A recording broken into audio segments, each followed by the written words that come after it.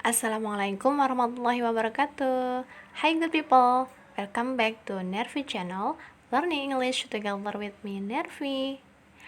Oke teman-teman, hari ini kita akan belajar tentang procedure text. Nah, kemarin kita sudah belajar tentang recount text, descriptive text, dan narrative text. Nah, sekarang kita lanjut nih ke procedure text. Apa itu procedure text? Oke, langsung saja. Procedure text adalah jenis teks yang berisi tujuan dan langkah-langkah untuk membuat atau melakukan sesuatu yang berkaitan dengan tujuan tersebut. Jadi, teks ini berisi tentang langkah-langkah atau cara untuk melakukan sesuatu, seperti itu. Oke, fungsi dari procedure text yaitu untuk menunjukkan bagaimana cara melakukan sesuatu melalui langkah-langkah yang berurutan sehingga pembaca mencapai tujuannya. Jadi fungsinya agar pembaca tahu bagaimana cara-cara atau langkah-langkah untuk melakukan sesuatu. Oke, paham ya teman-teman? Ini tentang pengertian dan fungsi dari procedure text. Oke, kemudian generic structure of procedure text ini ada 3. Jadi, struktur dalam teks procedure ini terdiri dari 3 bagian. Yang pertama yaitu aim or goal, artinya tujuan. Nah, aim or goal ini terletak pada judul teks dan digunakan untuk menunjukkan tujuan dari teks tersebut. Ya, jadi judul dalam procedure text ini merupakan aim or goal-nya. Oke, contohnya seperti ini. Biasanya ada judul How to make an omelette. Nah, ini bagaimana cara membuat omelet. Ini merupakan aim atau goal dari procedure text. Oke, paham ya? Kemudian generic structure yang kedua yaitu ada ingredients or materials nih. Jadi bahan-bahan atau material yang digunakan berisi bahan atau alat yang diperlukan dalam langkah-langkah melakukan prosesnya. Oke, contohnya the ingredients to make an omelette are egg, onion, vegetable oil, salt, and pepper. Nah, ini merupakan bahan-bahan yang digunakan dalam membuat omelet. Oke, jadi paham ya teman-teman? Kemudian generic structure yang ketiga yaitu ada steps or methods-nya. Jadi langkah-langkahnya nih, metodenya berisi cara, metode, atau langkah yang dilakukan untuk mencapai tujuan pada teks tersebut.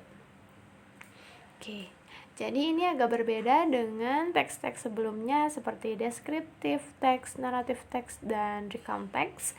Kalau procedure text ini lebih seperti cara melakukan sesuatu, seperti itu. Jadi ada goalnya, tujuannya, kemudian ada ingredients-nya, ada bahan-bahannya, kemudian ada steps-nya, bagaimana langkah-langkahnya, seperti itu.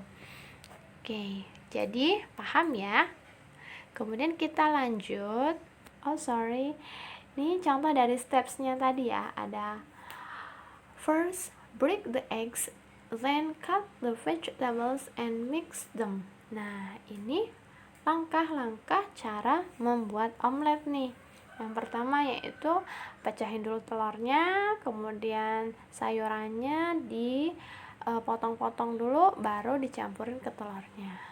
Baru deh digoreng. Seperti itu. Ini cara membuat omelet ya. Oke. Kemudian, ini ada ciri-ciri dari procedure text. Nah, ciri-cirinya yang pertama yaitu menggunakan simple present tense. Jadi, tenses yang digunakan dalam procedure text ini adalah simple present tense. Pokoknya yang present, verbnya menggunakan verb 1. Seperti itu.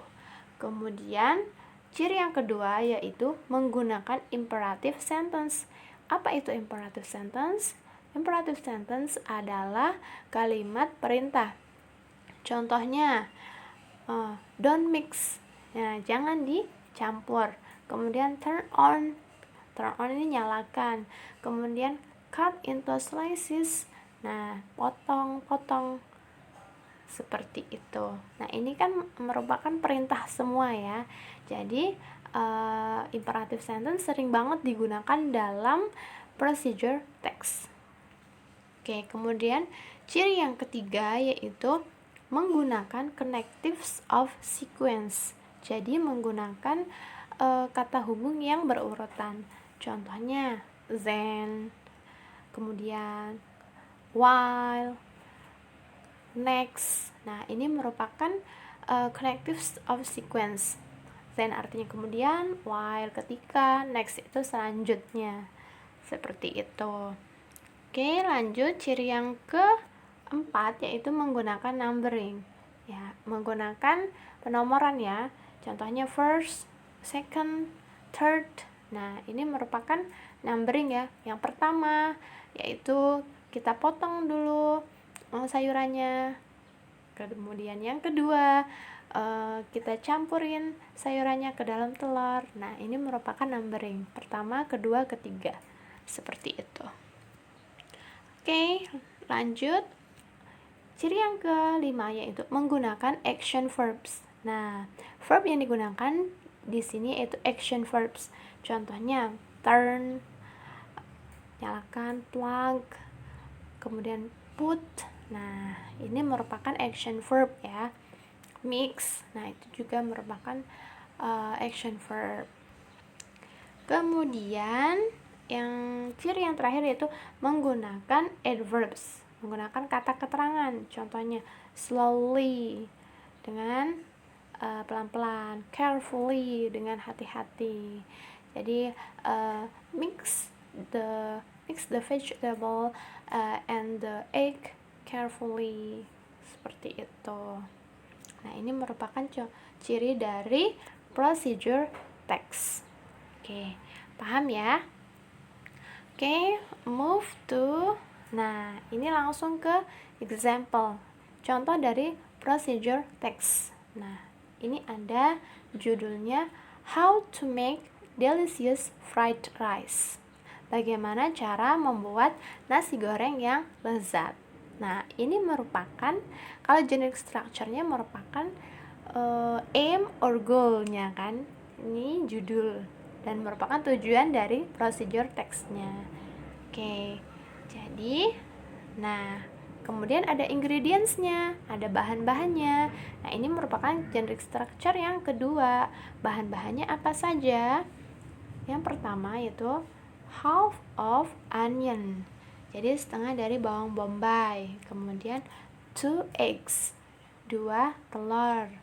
Kemudian half teaspoon salt, jadi setengah sendok teh garam. Kemudian pepper as needed, jadi lada secukupnya. Kemudian 2 plates of cooked rice, 2 piring nasi yang sudah matang. Kemudian a tablespoon of oyster sauce, nah 1 sendok saus tiram. Kemudian 2 tablespoons of vegetable oil, ini 2 sendok makan minyak sayur. Kemudian ada peas and carrot as needed. Nah, ini sayurannya itu sesuai selera. Kalau contoh di sini peas, kacang polong, and carrot. Carrot ini wortel as needed, sesuai secukupnya saja. Kemudian 3 chilies, 3 buah cabai. Nah, ini merupakan ingredients-nya, jadi bahan-bahannya untuk membuat delicious fried rice, nasi goreng yang lezat. Oke, lanjut. Nah, ini ada steps or methods-nya. Jadi langkah-langkahnya, yang pertama, the first, cut the onion, chilies, and carrots into slices. Yang pertama yaitu potong-potong bawang bombay, kemudian cabai, dan wortel potong kecil-kecil, itu slices. Oke, itu step yang pertama. Kemudian step yang kedua, then heat the pan with the medium heat. Pour the oil into the pan. Kemudian panaskan wajannya dengan api sedang. Pour the oil into the pan. Jadi tuangkan minyak sayur ke atas wajan. Ini step yang kedua. Kemudian step yang ketiga, when the oil is hot enough, put the onion, peas, chilies, and carrots into the pan.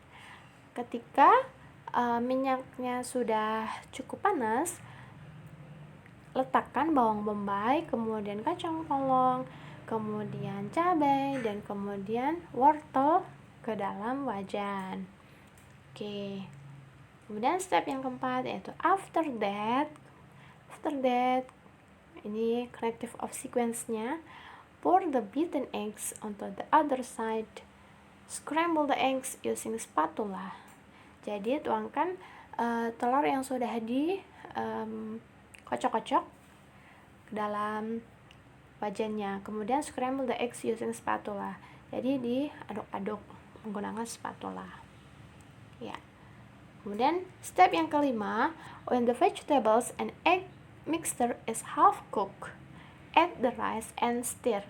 Jadi ketika sayurannya dan telurnya sudah setengah matang, kemudian masukkan tuh nasinya dan stir them well.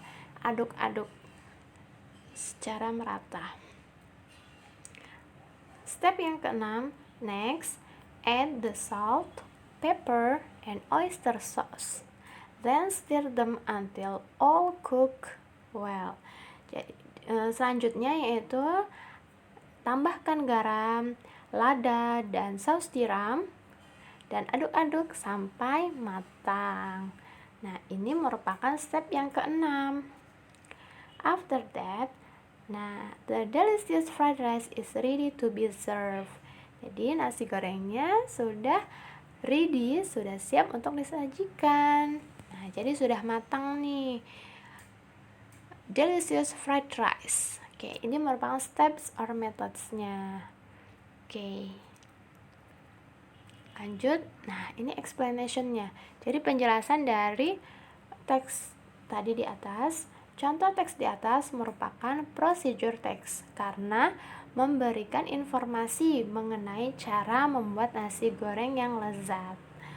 Oke, kemudian teks tersebut juga mempunyai generic structure dan ciri-ciri yang sesuai dengan procedure text-nya.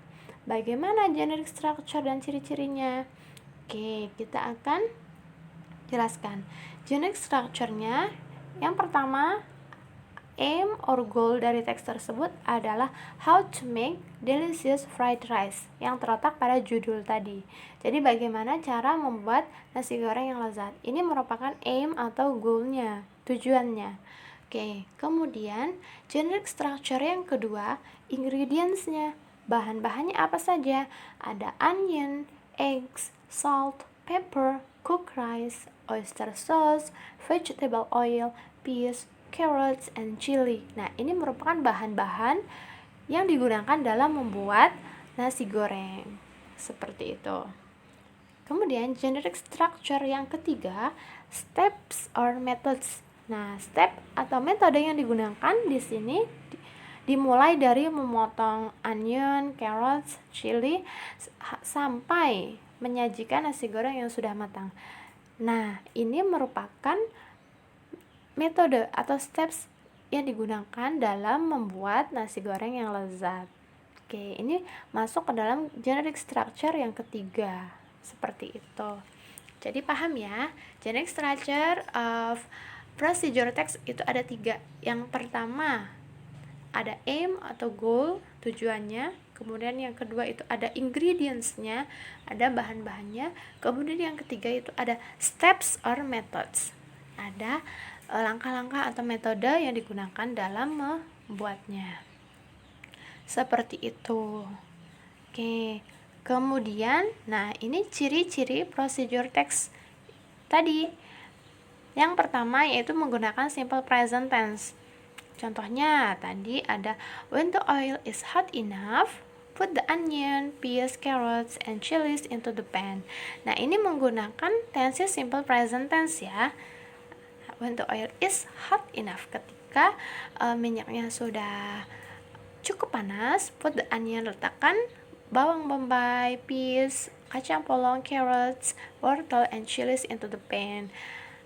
Nah, ini merupakan tense simple present tense. Oke. Kemudian ciri yang kedua yaitu menggunakan imperative sentence, yaitu menggunakan kata perintah. Contohnya, cut the onion, carrots, and chilies. Nah, ini potong bawang bombay, wortel, dan cabai. Ini merupakan imperative sentence karena suruh memotong. Seperti itu. Kemudian ciri yang ketiga yaitu menggunakan connective of sequence. Jadi menggunakan kata hubung yang berurutan. Contohnya tadi ada then, ada next, ada after that. Nah, ini merupakan connective of sequence. Oke, kemudian ciri yang keempat yaitu menggunakan numbering. Nah, tadi ada penomoran ya, contohnya first. Nah, ini merupakan ciri procedure text. Oke. Kemudian ada menggunakan action verb. Nah, action verb yang digunakan tadi ada stir, aduk, kemudian pour, tuangkan, kemudian scramble. Ini aduk-aduk seperti itu. Orak-arik ya. Oke, ini ciri-ciri dari procedure text. Jadi, ciri-cirinya sama ya seperti procedure text. Kemudian tadi ada jenis structure-nya ada 3, ada aim or goal, kemudian ingredients, dan yang terakhir itu step or methods-nya. Okay. Any questions? If you have any questions, please write down on the column comment below. Okay, thanks for watching. Don't forget to like, comment, share, and subscribe. Assalamualaikum warahmatullahi wabarakatuh.